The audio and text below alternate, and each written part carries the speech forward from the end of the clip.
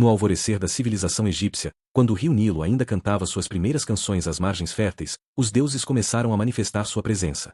Ra, o deus Sol, emergia do oceano primordial num a cada manhã, trazendo luz e vida para o mundo dos mortais. Sua barca dourada cruzava os céus enquanto os sacerdotes entoavam hinos sagrados nos templos ainda em construção.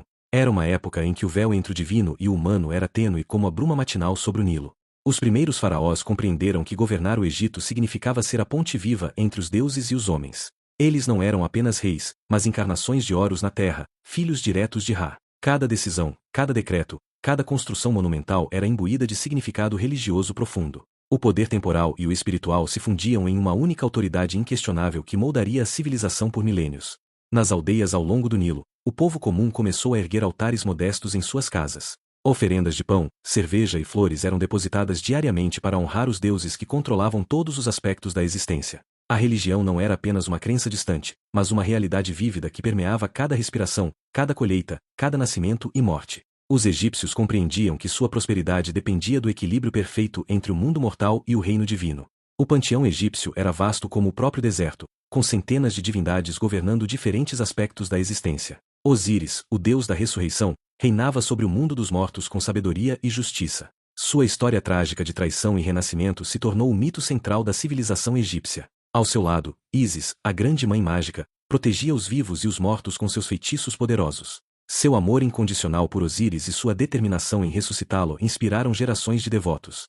Anubis, o guardião dos mortos com cabeça de chacal, guiava as almas através do perigoso submundo. Nas câmaras de mumificação, os sacerdotes usavam máscaras de Anubis enquanto preparavam os corpos para a eternidade. Toto, o deus Ibis da sabedoria, registrava cada palavra falada na pesagem do coração. Sete, o deus do caos e das tempestades, representava as forças destrutivas que constantemente ameaçavam a ordem cósmica estabelecida por Maet. Cada cidade tinha seu deus patrono, cada profissão sua divindade protetora. Os pescadores rezavam a Sobek, o deus crocodilo. Os escribas veneravam Toto acima de todos. As mulheres grávidas buscavam a proteção de Tavere, a deusa hipopótamo da fertilidade. Esta complexa teia de divindades criava um universo religioso rico e multifacetado onde cada egípcio podia encontrar um deus que falasse diretamente ao seu coração e às suas necessidades cotidianas. Os templos egípcios não eram apenas edifícios, mas máquinas cósmicas projetadas para manter o universo funcionando. Karnak, Luxor, Abu Simbel, cada estrutura colossal era orientada astronomicamente com precisão impressionante. As paredes não eram decoradas, mas animadas com hieróglifos e relevos que contavam as histórias dos deuses e registravam os feitos dos faraós. Caminhar por esses corredores sagrados era como atravessar as páginas de um livro divino escrito em pedra. No coração de cada templo residia o santuário mais sagrado, onde a estátua do deus descansava em escuridão perpétua. Apenas o sumo sacerdote podia entrar neste espaço 3 vezes ao dia para alimentar, vestir e despertar a divindade. O ritual diário garantia que o deus permanecesse satisfeito e continuasse abençoando a terra. As oferendas, pão, cerveja, carne, incenso, eram apresentadas com cânticos específicos que haviam sido transmitidos por gerações incontáveis de sacerdotes. Os pátios externos dos templos fervilhavam de atividade. Peregrinos de todo o Egito chegavam buscando cura, orientação ou bênçãos. Escribas registravam oráculos divinos. Artesãos trabalhavam em oficinas anexas, criando amuletos e estátuas. Os templos eram centros econômicos poderosos, controlando vastas extensões de terra, rebanhos imensos e milhares de trabalhadores. Eles eram cidades sagradas autossuficientes onde o divino e o mundano se entrelaçavam em harmonia perfeita. A mumificação era o sacramento mais sagrado do Antigo Egito, a ponte definitiva entre a vida mortal e a existência eterna. O processo começava quando a morte era declarada e o corpo era transportado para a casa da purificação. Ali, sacerdotes especializados, usando máscaras de Anubis, iniciavam um trabalho meticuloso que duraria 70 dias. Cada passo era acompanhado de encantamentos específicos do livro dos mortos, garantindo que a alma do falecido navegasse com segurança pelo submundo. Os órgãos internos eram cuidadosamente removidos e preservados em jarros canópicos, cada um protegido por um filho de Horus. O coração, considerado a sede da inteligência e da emoção, permanecia no corpo, seria necessário na pesagem final. O corpo era então coberto com natrão, um sal desidratante do deserto, por 40 dias. Durante esse período, sacerdotes leitores recitavam continuamente feitiços de proteção. A mumificação não era apenas preservação física, mas transformação espiritual profunda. Após a dissecação, o corpo era ungido com óleos preciosos e resinas aromáticas importadas de terras distantes. Camadas e camadas de linho fino envolviam o corpo, com amuletos estrategicamente posicionados entre as bandagens. O escaravelho sobre o coração, o olho de Horus para proteção, pequenas figuras de deuses guardiões. Cada volta do linho era um abraço da eternidade. O resultado final não era um cadáver, mas um corpo glorificado, pronto para se reunir com sua alma imortal e viver para sempre nos campos de juncos celestiais. Quando o coração cessava sua batida final, a verdadeira jornada começava. A alma egípcia, dividida em múltiplos aspectos, o Ka, o Ba, o Ak, separava-se do corpo mortal. O Ba, representado como um pássaro com cabeça humana, voava livre mas permanecia conectado ao corpo mumificado. O Ka, a força vital, necessitava de oferendas regulares dos vivos para se sustentar. Juntos, esses elementos espirituais embarcavam na perigosa travessia pelo Dua, o submundo repleto de perigos indescritíveis.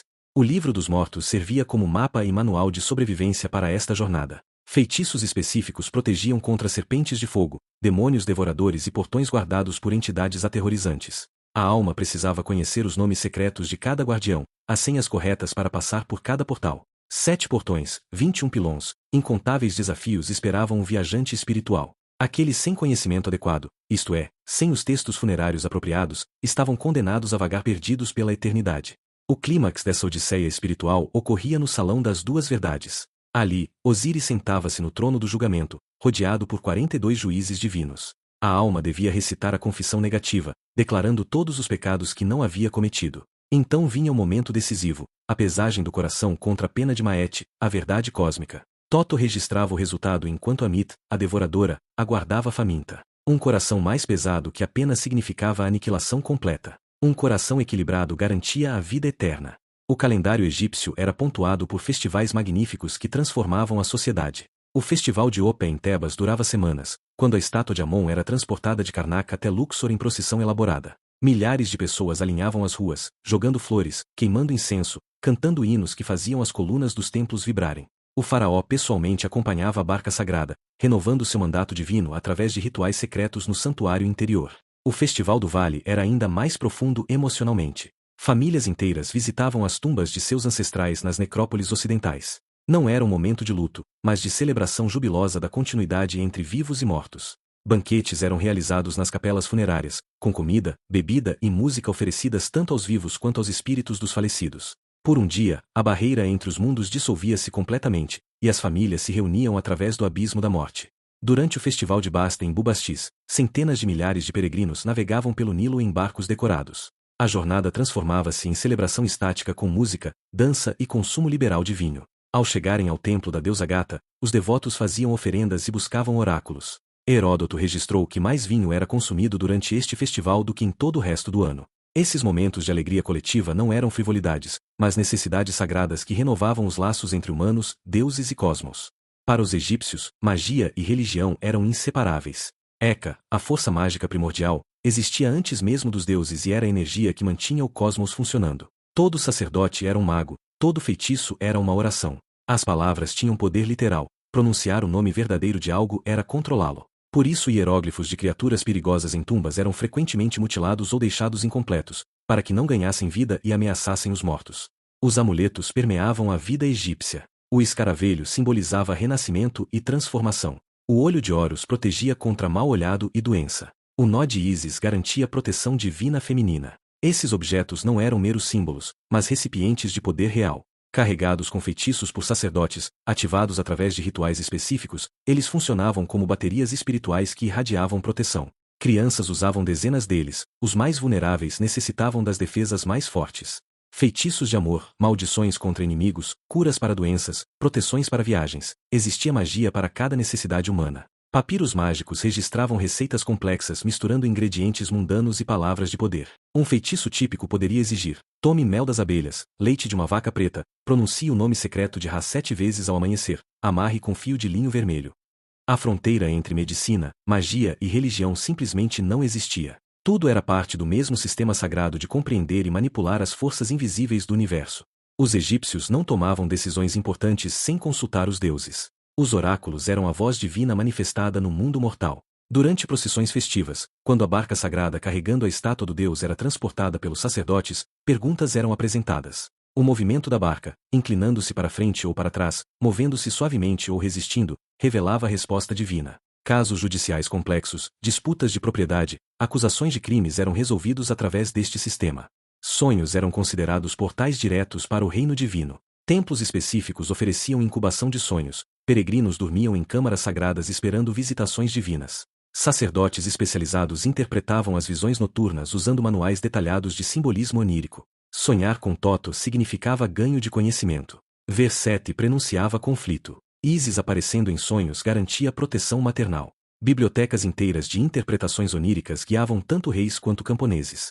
Os sacerdotes leitores, aqueles que dominavam os textos sagrados antigos, eram particularmente reverenciados como profetas. Eles estudavam os ciclos das estrelas, os padrões do Nilo, os movimentos dos planetas. Eclipses eram presságios terríveis que exigiam rituais urgentes de proteção.